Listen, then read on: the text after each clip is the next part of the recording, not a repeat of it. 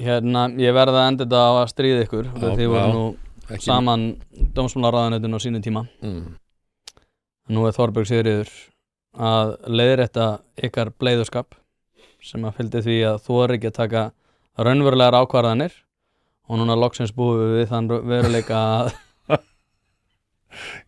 hvernig ámaður hann árangur með hann mann við hliðin á sér alla dag þú veist þetta er bara fulltime jobb að halda aftur á honum og reyna að halda honum á trakki já, þú getur komið þín afsaka en af hverju þorðið ekki að gera þetta sem að Þorbjörg Sigríður sett í gang það er núna miklu betra utanumhald utanum erlenda fanga þegar hún allar sparkaði með á landi þegar þeir eru búin að afplana við erum bara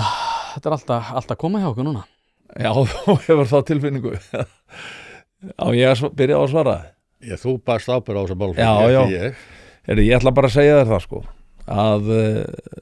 við náðum auðvitað á þessum stutta tíma sem að við höfðum í ráðuneytinu þá náðum við auðvitað að miklum árangri við settum útlendingamálin getum að sagt á fullum þunga inn í umræðina og ég fullyri það að með því að hafa gert það og tekið hér slaginn sko mjög reglulega í hver einustu viku ég var sá ráðherra á þessum tíma sem mældist lang oftast í fjölmiðlum og það var náttúrulega mjög stórun hluta út af því að við vorum að taka á þessum útlendingamálum og við náðum að breyta umræðunni og ég held að við höfum búið til sko svona farvegin fyrir það að fólk fékk sjálfstraust til að fara að standa upp og við náðum gegn breyting á lögunum sem að auðvitað höfðum mikið að segja ég meina í dag erum við bara með brot af því sem að við vorum að glíma við í umsóknum hjá hælisleitendum eins og við vorum áður það sem við vorum að glíma við bara brot af því og svo kom Guðrún og hún náði gegn næstu breytingum allt hefur þetta hjálpast til þess að skapa þó þetta umhverfi sem er í dag við vorum auðvitað á vegferð með allt annað við náðum að breyta lögreglulögunum þessir ríkisstjórnarflokkar þeir studdu ekki þessa breytingar okkar við vorum að berjast við vinstri græn í ríkisstjórn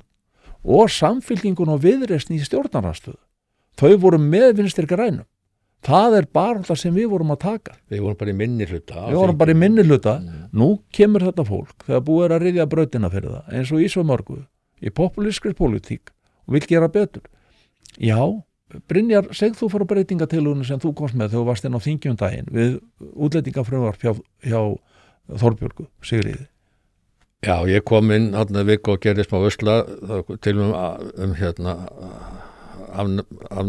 brottvísun vegna sem hann hafði brotið af sér missis á ríkisborgararétti ég sá strax í frumvarpinu sko að menn notuðu hafa bara heimild það finnst mér vont orð þegar ég veit að menn mun aldrei nota hana nema bara í undantekningartilvikum